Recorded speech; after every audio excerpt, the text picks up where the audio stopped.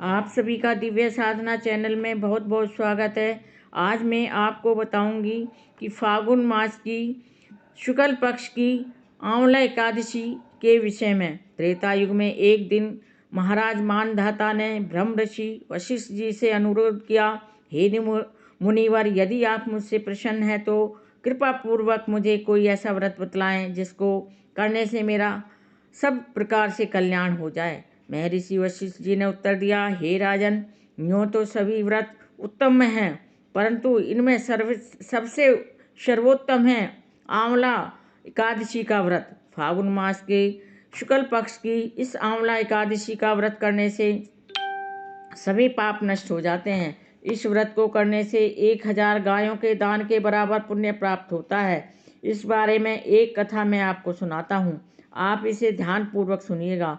वैदिक नामक एक नगर में ब्राह्मण, क्षत्रिय, वैश्य और शूद्र चारों वर्णों के परिवार आनंद पूर्वक रहा करते थे। वहाँ पर सदैव वेद ध्वनि गूंजा करती थी। पापी, दुराचारी तथा नास्तिक कोई भी नहीं था। उस नगर में चैत्र रथ नाम का चंद्रवंशी राजा राज्य करता था। सभी नगरवासी भगवान विष्णु के परम भक्त थे और सभी नियम पूर्वक एकादशियों का व्रत किया करते थे। प्रत्येक वर्ष के समान फागुन मास के शुक्ल पक्ष की आंवला एकादशी आई। उस दिन राजा, प्रजा तथा बाल वृद्ध सबने बड़े ही खुशी पूर्वक व्रत किया।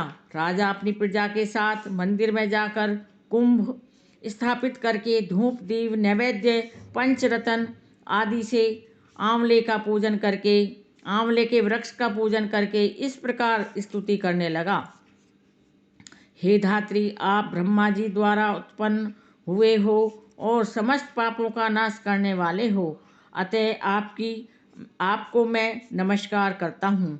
अब आप मेरा अर्घ्य स्वीकार करें। अब रामचंद्र जी द्वारा सम्मानित हो मैं आपसे प्रार्थना कर रहा हूँ, आप मेरे समस्त पापों को नष्ट कर दें। मंदिर में सबने रात्रि को जागरण किया। रात्रि के समय वहाँ एक बहेलिया आया जो बहुत ही पापी, दुराचारी और दुष्ट था। वह अपने कुटुंब का पालन जीव हिंसा करके ही किया करता था। उस दिन उसे कोई शिकार नहीं मिला। उसे निराहार रहना पड़ा। भूख तथा प्यास से अत्यंत व्याकुल वह बहेलिया मंदिर के एक कोने में बैठ गया और फिर वह विष्णु भगवान तथा एकादशी महामात्य की कथा सुनने लगा। इस प्रकार अन्य मनुष्यों की भांति उसने भी सारी रात उनके साथ बैठकर जागरण किया।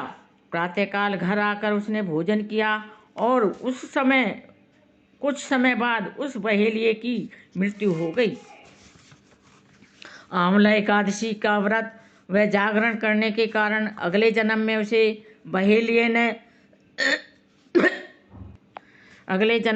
बहेलिये ने राजा विदुरथ के घर जन्म लिया। उसका नाम वसुरथ रखा गया। युवा होने पर वह चतुरंगनी सेना तथा धन धान्य से युक्त होकर 10,000 ग्रामों का पालन करने लगा। वह तेज में सूर्य के समान, क्रांति में चंद्रमा के समान, वीरता में भगवान विष्णु के समान और क्षमा में पृथ्वी के समान था। वह अत्यंत धार्मिक, सत्यवादी, कर्मवीर एवं विष्णु भक्त राजा बना। प्रजा का सम्मान भाव से पालन, यज्ञ करना तथा दान देना उसका नित्य का कर्म था। एक दिन राजा वसुरथ शिकार खेलने के लिए वन गया। देवयोग से वह मार्ग भूल गया और रात्रि हो जाने पर उसी वन में एक वृक्ष के नीचे सो गया। थोड़ी देर बाद पहाड़ी मलेच्छ वहां आए और राजा को अकेला देखकर मारो मारो की आवाज़ लगाते हुए वसुरथ की ओर दौड़े।